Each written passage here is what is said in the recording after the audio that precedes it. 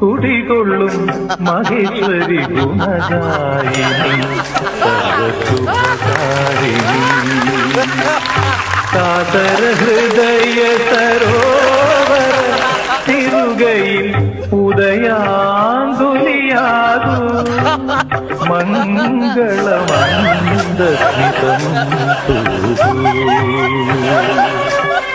സുതജാദ്രിയിൽ കുടികൊള്ളും മഹേശ്വരി ഗുണജായിനി സർവശുഭകാരിണി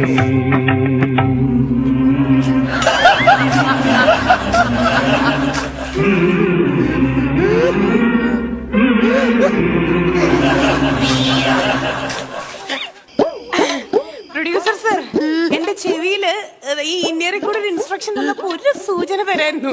ഞാൻ ജൂനിയർ ദാസേട്ടൻ എന്നൊക്കെ പറഞ്ഞപ്പോ ലക്ഷ്മി ചേച്ചി പറയാം, ആ എനിക്ക് മനസ്സിലായി, നമ്മുടെ ഫ്ലവേഴ്സ് ടീമിൽ നിന്ന് ഇതിനു മുമ്പ് ഇതുപോലെ ഒരു ചേട്ടൻ വന്നിട്ടുണ്ട്, ആ ചേട്ടനാവുന്നൊക്കെ.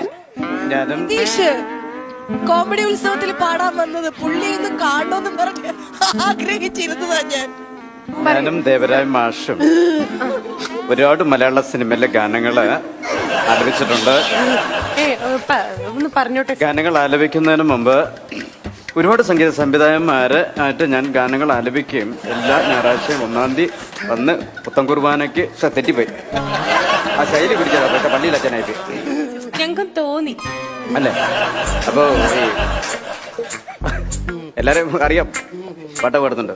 ഓർക്കസ്ട്രക്കാരൊക്കെ നേരത്തെ വന്നിട്ട് ഈ ജൂനിയർ യേശുദാസ് എന്ന് പറഞ്ഞിട്ടാണ് എന്റെ അടുത്ത് പറയാൻ പറഞ്ഞത്. ഈ ചേട്ടൻ പാട്ടൊക്കെ പാടുവോ? ഗാനങ്ങൾ ആലപിക്കും. കാരണം എന്താ പറഞ്ഞാൽ എനിക്കിപ്പോ ഈ ആ ദാസേട്ടൻ്റെ തൊണ്ട, അതായത് ശബ്ദം എനിക്ക് കിട്ടിയതുകൊണ്ട് മറ്റുള്ളവർക്ക് ചെറിയൊരു അസൂയുണ്ട്.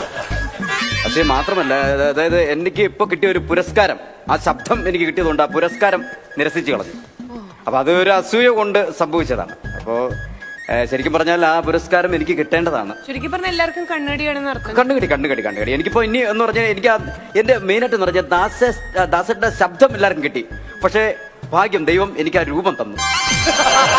എനിക്ക് ആ ശരീരവും രൂപവും ആ ഗ്ലാമറും എനിക്ക് തന്നു. ഇനി എനിക്ക് എന്റെ ഏറ്റവും വലിയ ഒരു വിഷമം എന്ന് പറഞ്ഞാൽ ദാസേട്ടന്റെ തൊണ്ട മറ്റു പലർക്കും കൊടുത്തു, പക്ഷെ എന്റെ തൊണ്ട ഞാൻ ആർക്കും കൊടുത്തു. ഞാൻ ആലോചിക്കുന്നത് പിന്നെ ഒരു ചാരിറ്റബിൾ സൊസൈറ്റിക്ക് വേണ്ടിയാണ് ഞാൻ ഗാനങ്ങൾ ആലപിക്കുന്നത്. സത്യം നിങ്ങളെ കൂടെ വന്നതാണോ ഇത്? ഞങ്ങളുടെയാണോ? ഇവര് ചാരിറ്റിക്കാരാണ്. താടിയുണ്ടല്ലോ നമ്മുടെ. അതെ, അപ്പൊ എന്റെ കഞ്ഞൂടി മുട്ടിക്കും. അപ്പൊ ഞാൻ അതായത് ഞാനിപ്പോ വേദികൾ ആലപിക്കുന്ന കുറച്ച് പാട്ടുകളുണ്ട്. കാരണം എന്ന് പറഞ്ഞാൽ ഇത് ശരിക്കും പറഞ്ഞു കഴിഞ്ഞാൽ ദാസേട്ടന് ഒരു ഭീഷണി ആയിരിക്കാണ് ഞാൻ.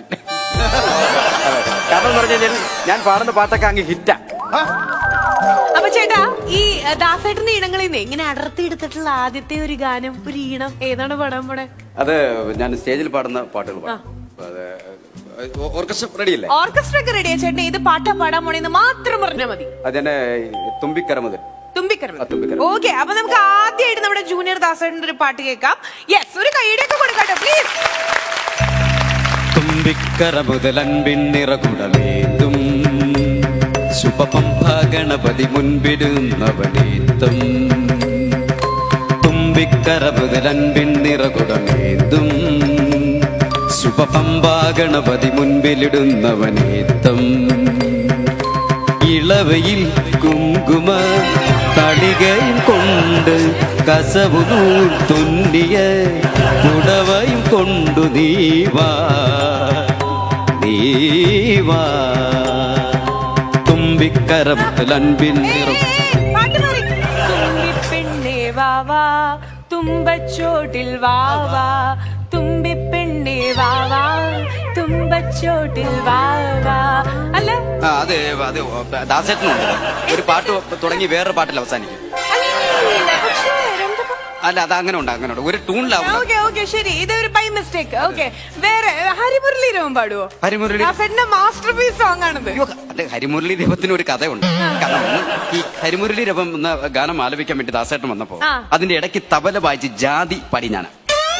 ജാതി പറഞ്ഞോ ചേട്ടനപ്പോ? അല്ല, ജാതി പറഞ്ഞല്ല, ജാതി പാടി ഞാൻ ഏത് ജാതി അത് ജാതി പാടിയതേ തബല വായിച്ചു ചേട്ടാ ജതി ആ, അത് പാടി ഞാൻ. ജാതി ജതി അത് പാടി ഞാൻ അത് പാടി തീർന്ന് അതായത് ഞാൻ സ്റ്റുഡിയോയിൽ അന്ന് പാടിയൊന്ന് ഞാൻ വേണമെങ്കിൽ പാടാം തൊണ്ട അന്നത്തെ പോലെ അല്ല ക്ലിയർ അല്ല എങ്കിലും ഒന്നുകൂടെ പാടാം ഓക്കെ അപ്പോ ചേട്ടനിനി പാടാൻ പോണത് ഹരിമുരളീരവം എന്ന് പറഞ്ഞ ആ സോങ്ങിന്റെ ജതി പോർഷൻ ആണ്. അപ്പോ ആദ്യത്തെ അറിവാണ് നമുക്ക് ശരിക്കും, കാരണം ആ ഒരു പോർഷൻ ഈ ചേട്ടനാണ് പാടിയിട്ടുള്ളത് എന്നുള്ളത്. അപ്പൊ ഹിഡൻ ആയിട്ടുള്ള പല കാര്യങ്ങളും പുറത്തു വന്നുകൊണ്ടിരിക്കുകയാണ്. സോ പ്ലീസ് മ്യൂസിക് പ്ലീസ് ചേട്ടാ, എക്സ്ക്ലൂസീവ് ആയിട്ട് നമ്മുടെ ഫ്ലോറിൽ കേൾക്കാൻ പോവാ. കളയമുനേ നിൻ കവിളിൽ ചാർത്തും മബഗരേ സനിത മകരിനേ നിതപ മബദനി സരിഗ മബദനി സരിഗ മഗനി വനിത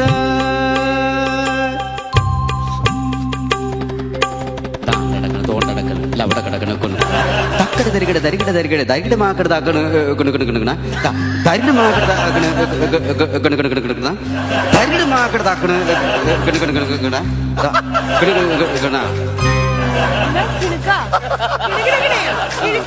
ആ ഇത് പാടി തീർന്നപ്പോ ദാസേട്ട വന്ന് കെട്ടി ഇങ്ങനെ പിടിച്ചിട്ട് പറയല്ലേ ഇത് ബാക്കി കൂടെ നിനക്ക് പാടിക്കും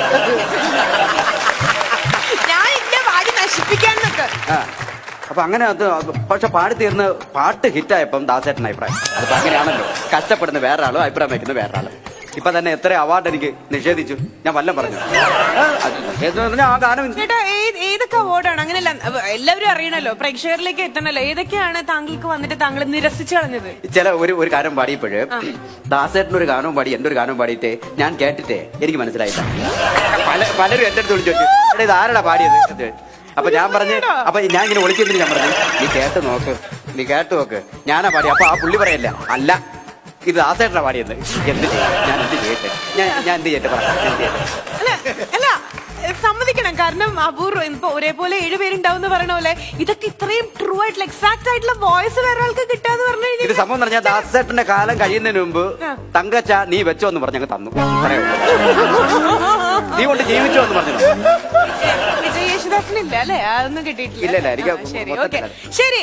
അപ്പൊ ഈ കിണകിണക്കിണ അതില്ലാത്ത വേറൊരു പാട്ടൊന്ന് പാടാമോ? ആ പാടാം. ഈ അമരം സിനിമയിലൊരു ഗാനമുണ്ട്, ഞാൻ പാടിയ പാട്ടാണ്, അത് പാടാം. ഓർക്കസ്ട്ര റെഡി അല്ലേ? മേലെ പറമ്പിൽ കടലാടും തുളുമ്പും ഭൂമി മിനുങ്ങി പൊന്മണിയരയത്തി അവളെ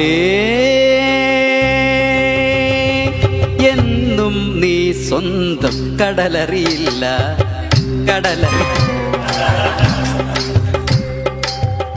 എന്റെ ചേട്ടാ, കടലിലും കരയ്ക്കൊന്നും അറിയില്ലായിരിക്കും, ഞങ്ങൾക്ക് മനസ്സിലാവണുണ്ട്.